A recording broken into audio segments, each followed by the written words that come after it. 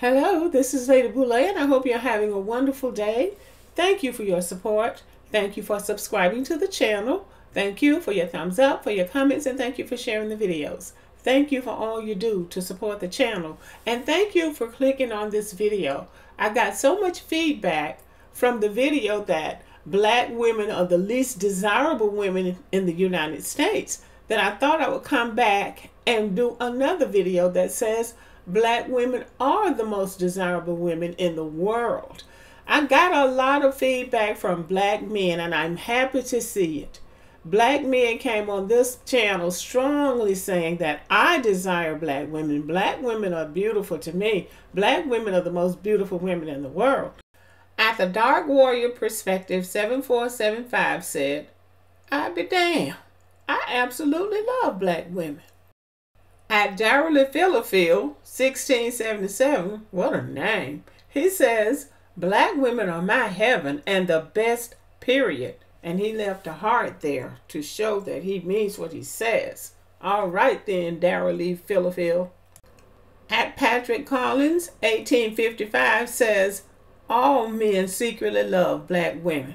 Okay, Patrick, we got you.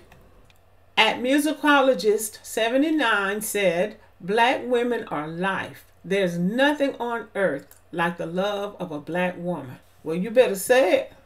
You better say it again.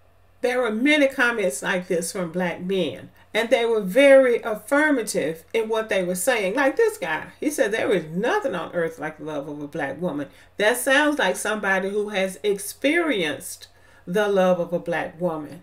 I appreciate the men that commented on this because it is important for black men to do this, because it seems like there's a campaign and a concerted effort to destroy the love between black men and black women. And the attack on black women's beauty seems to be an excuse for people who want to date out or marry out to do it. So black women's beauty has been under attack, and excuses have been made for the way black women look, and the self-esteem, I think, of black women has gone down. So that is what brought about the OkCupid poll. It's about all of this propaganda. It's about all of this anti-black hatred, because that's what it is. It's anti-black hatred. And black women's beauty has been put on blast so that everybody can talk about black women, and everybody can find something wrong with black women, and everybody can feel good about themselves because, after all, they're not a black woman. But the interesting thing for me, as long as black women were walking around here raggedy and poor and barefoot and didn't have anything, nobody seemed to have paid any attention to black women. We were the mules of the society, cooking and washing and ironing and babysitting for white women, and then coming home and cooking and washing and ironing and cleaning house and taking care of children in their own families and getting pushed around in some cases by black men. Everybody just dismissed black women. But the minute black women started fixing up and looking nice and going to school, getting educated, now black women have proven that we can do something besides cook, clean, wash, and take care of children, and we can compete outside of the home in the marketplace as well, and many times better than anybody else. Now all of a sudden it's about how black women look. The standard of beauty in America was always the white, blonde, blue-eyed look. That was always the standard of beauty. Black women already knew that. And black women were perfectly prepared to work around that, because black women don't go into the workplace trying to be the prettiest, trying to win a beauty contest. But people are watching you like a hawk. How you wear your hair, how you walk, how you talk. Everything is to be dissected now. But when you were in their house cleaning and cooking and taking care of their babies for $10 a week, nobody was concerned about what you looked like. Black women have just gone about being themselves. Black women had to endure all of the sticks and stones that you have to endure when you're working in a diverse workplace. But what threw black women off was that even as people were telling you you were ugly, something wrong with your hair, something wrong with your looks, something wrong with your skin, They're sneaking around behind your back trying to steal your look. Black women's beauty is timeless. There was no beginning and no ending when black women became beautiful. Beauty is the essence of who a black woman is, because beauty is not just what you look like on the outside. Beauty is the totality of who you are. That's why they say beauty is in the eyes of the beholder.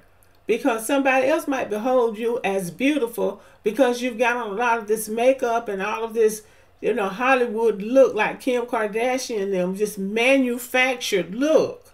But another person might look at you and see the compassion and the sincerity and the love that you have for humanity, and they might see that as being beautiful as opposed to a manufactured Hollywood look.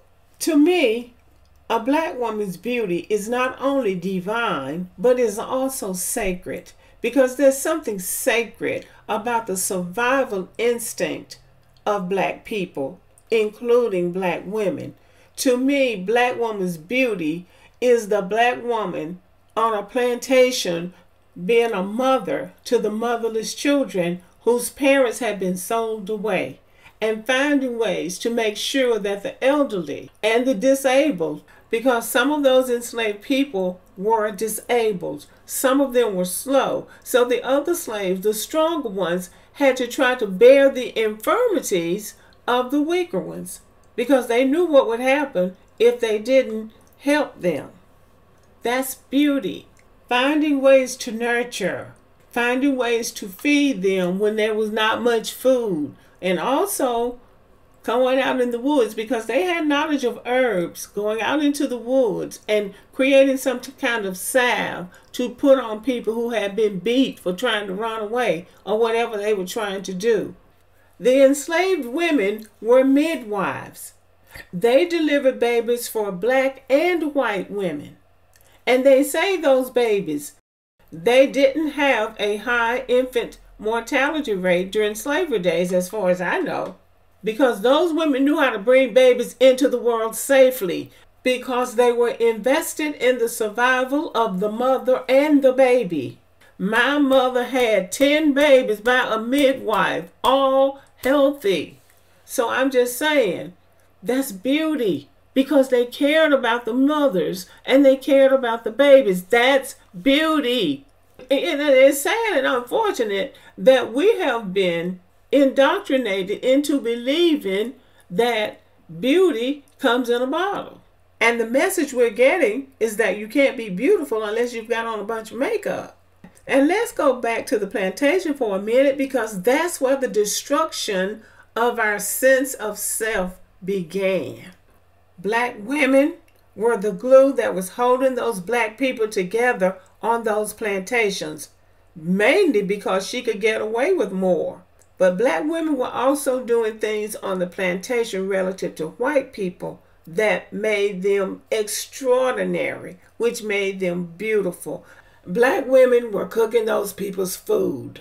Black women, those Africans, had knowledge about herbs. They could go into the woods and recognize a poisonous herb from one that wasn't poison. They could have poisoned those people if they had wanted to.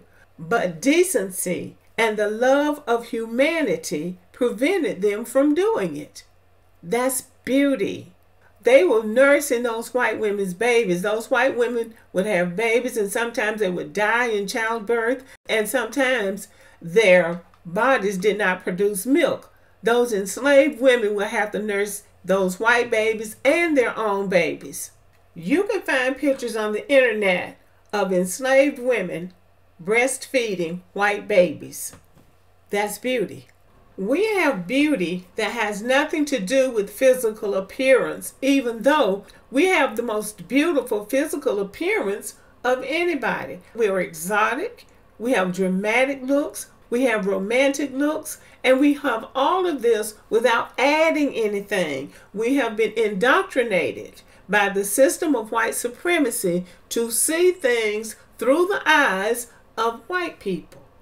We haven't even gotten to what we think is true beauty from our own standpoint. because we have been indoctrinated into the system of white supremacy, where we believe that whatever they believe is what we believe. But we don't know if that's what we really believe or not. Black women's beauty has evolved over the centuries. It has evolved in America from the slave system into that long Jim Crow system, then into the Harlem Renaissance, and then into the modern age. But now our beauty is under attack because it's so bold. And because there's anti-blackness, especially in America, it comes across as being defiant, even though it's not. Our beauty is under attack because we look different from the other races of people. Our skin is different, our hair is different, our features are different, we're made differently. We don't have flat behinds. It looks like we made ourselves to look like this just because we don't like white people. And that's really not true. And that is what makes us unique. And that is what we should be embracing, except for indoctrination. Our beauty has laid dormant for too many years. Our beauty is timeless. It's been there all the time. For us to reactivate our beauty, to bring us up to who we are, the full essence of who we are, we have to do one thing. There's only one thing that's standing between black women and beauty, and that is self-love. That is what we have to do in order to reactivate our beauty so that the world can be stunned by who we are. I'm going to show you a gallery of our timeless beauty. I think you'll appreciate it.